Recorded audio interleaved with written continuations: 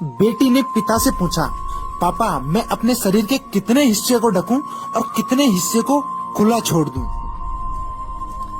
पिता ने मस्त जवाब दिया, बेटा जितने हिस्से पर तुम नरक की आग सहन कर सको उतना हिस्सा खुला छोड़ दो।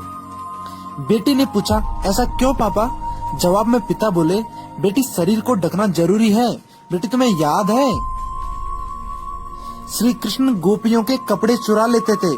गोपियां तालाब में निर्वस्त्र होकर नहाती थी तो प्रभु श्री कृष्ण उनके कपड़े ले जाकर उन्हें परेशान करते थे। कारण ये था कि वो नहीं चाहते थे कि कोई भी गोपी बिना कपड़ों के नहाए और फिर गोपियों को परेशान होकर कपड़ों के साथ नहाना पड़ता था, क्योंकि गोपियों को सिर्फ इंसान ही नहीं बल्कि पशु पक्षी भी देखते थे, जिसका ज्ञान गोपियों को बिल्कुल नहीं था। इसलिए वो बिना कपड़ों के नहाने के लिए मना करते थे। लेकिन कुछ मंदबुद्धि लोगों ने इसका गलत मतलब निकालकर प्रचार किया। समझी बेटी? बेटी बोली, पापा यदि मैं शरीर को ढक लूंगी तो खूबसूरत कैसे दिखूंगी?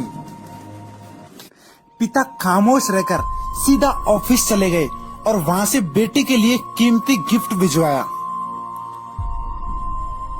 गिफ्ट खोलकर देखा तो एप्पल का सबसे महंगा फोन था। अब पिता ने फोन कर पूछा, बेटी अब इस मोबाइल का क्या करोगी? तो बेटी ने कहा, पापा पहले तो स्क्रीन गार्ड लगाऊंगी और उसके बाद कवर खरीदूंगी। पिता ने कारण पूछा तो बेटी बोली कि इससे फोन सेफ रहेगा। पिता ने मजाक में पूछा, क्या ये सब लगाना जरूरी है बेटी? तो बेटी बोली, क्या पापा आपको ये सब नहीं पता क्या?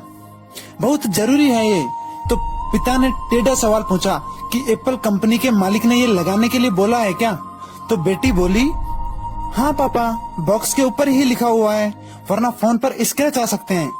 तो पिता ने पूछा, बेटी इनको लगाने से फोन खराब दिखेगा तो? बेटी ने उत्तर दिया, नहीं पापा इसको लगाने से तो मेरा फोन और ज्यादा खूबसूरत दिखने लगेगा। अब पिता ने जो कहा उससे बेटी की आंखें खुल गई। बोले कि बेटी यदि मामूली मोबाइल की सेफ्टी के लिए स्क्रीन गार्ड और कवर जरूरी है तो बिटिया तुम तो मेरे लिए सब कुछ हो। ऐसे हजारों मोबाइल तुझ पर कुर्बान कर दूं तो बताओ, तुम्हारी सेफ्टी के लिए तुम्हारे शरीर को ढक दूं तो क्या तुम कम खूबसूरत लगोगी क्या?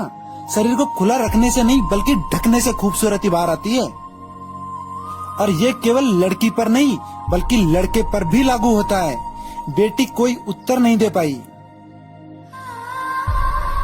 बेटी सिर्फ बोली कि पापा थैंक यू, आपने मुझे जिंदगी की सबसे महत्वपूर्ण और बड़ी शिक्षा दे दी।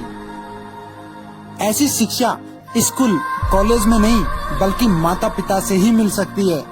बेटी बोली, पापा यदि भगवान सच में प्रार्थना सुनते हैं तो मुझे हर जन्म में आपकी बेटी होने का सौभाग्य मिले।